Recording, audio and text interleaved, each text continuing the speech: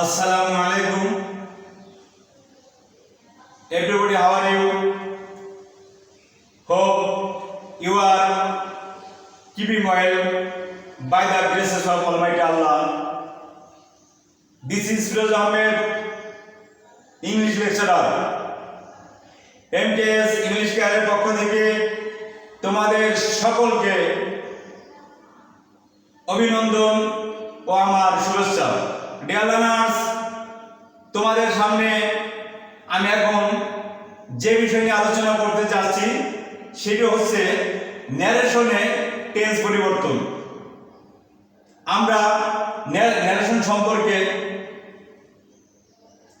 আমরা কিছু জানি, তারপরে আমি ন্যারেশন কি, ন্যারেশন হচ্ছে উক্তি বা কথা, অর্থাৎ যদি বলা হয় ন্যারেশন কাকে বলে, সংক্ষেপে আমরা যা বলি তাই ন্যারেশন।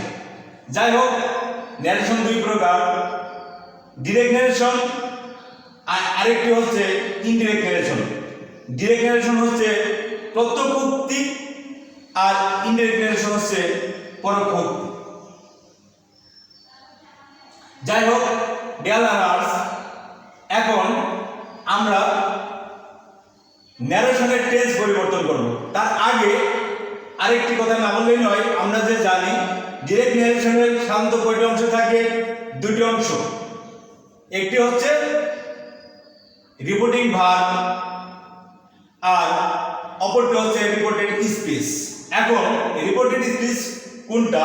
সাধারণত দেখবা ইন ভার্বের কমা দ্বারা যে অংশটা আটকানো থাকে সেটি হচ্ছে রিপোর্টেড স্পিচ, আর অপরটি হচ্ছে reporting verb.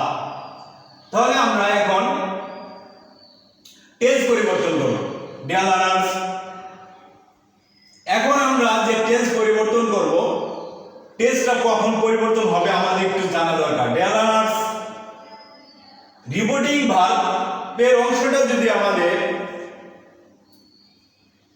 Present tense, future tense বা পাস্ট টেন্সে যে কোনো টেন্সে থাকতে পারে, কিন্তু টেন্স পরিবর্তন হবে কখন আমাদের জানতে হবে। ডিয়ার লার্নার্স, তোমরা লক্ষ্য করবে রিপোর্টিং ভার্বের অংশটা যদি প্রেজেন্ট টেন্স বা ফিউচার টেন্সে থাকে, তাহলে ডিরেক্ট থেকে ইনডিরেক্ট করার সময় টেন্সের কোনো পরিবর্তন হবে না, শুধু পার্সনের পরিবর্তন হবে। আর পার্সন সব ক্ষেত্রে পরিবর্তন হবে। সেটা যদি প্রেজেন্টেই থাক আর পাস্টেই থাক আর ফিউচার টেন্সেই থাক, শুধু টেন্স পরিবর্তন হবে যদি আমার রিপোর্টিং ভার্ব পাস্ট টেন্সে থাকে, ঠিক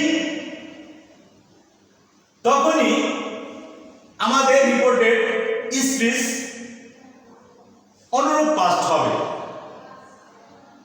ডিরেক্ট থেকে ইনডিরেক্ট করার সময়।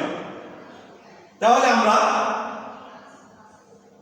মূল কথায় আসি। ডিয়ার লার্নার্স, দেখো আই অ্যাম উইক। এখন মনে রাখবা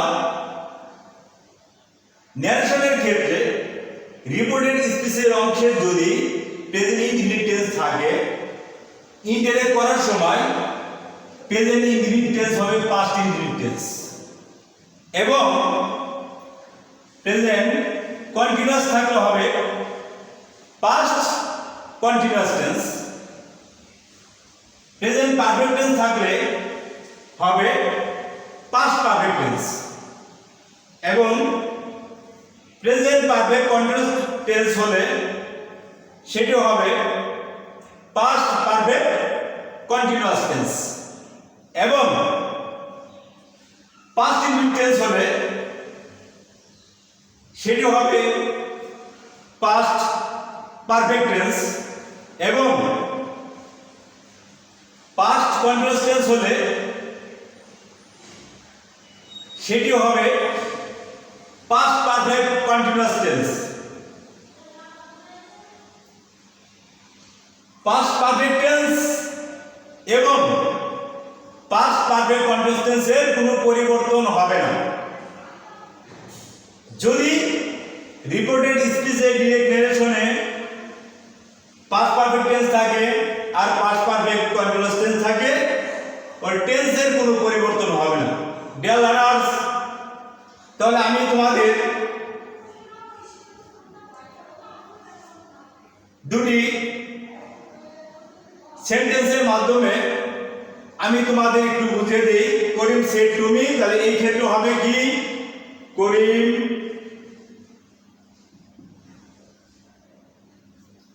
told me, লিঙ্কিং ওয়ার্ড হিসেবে হবে that। যেহেতু এটা আমার রিপোর্টিং ভার্ব পাস্টে আছে, তাহলে আমার এটা আমার অনুরূপ পাস্ট হবে রিপোর্টিং স্পিচের অংশটা। তাহলে হবে কি, আই থাকলে হবে ফার্স্ট পারসন, আমার রিপোর্টিং ভার্বের সাবজেক্টকে অনুসরণ করব, তাহলে কি হবে, করিম আছে, এখানে আমি দিতে পারি কি, হি। এম আছে যেহেতু পাস্ট টেন্সের ক্ষেত্রে, তাহলে আমার হবে হি ওয়াজ। এম এর পাস্ট ফর্ম কি, ওয়াজ, হি ওয়াজ উইক। তাহলে ডিয়ার লার্নার্স, তোমরা অবশ্যই বুঝতে পারছো আরেকটা জিনিস, যে জিনিসটা তোমরা লক্ষ্য করো, দ্বিতীয় সেন্টেন্স আছে কি, direct the teacher said man is mortal. এই ক্ষেত্রে আমি কি লিখতে পারি, the teacher said. Dear learners, তোমরা মনে রাখবে রিপোর্টেড স্পিচে যদি চিরন্তন সত্য, বৈজ্ঞানিক সত্য, এই ওয়ার্ডগুলো যদি সাধারণত থাকে, এই সেন্টেন্সগুলো যদি থাকে, সেই ক্ষেত্রে টেন্সের কোনোই পরিবর্তন হবে না, অবিকল সেই অংশটাই বসে যাবে।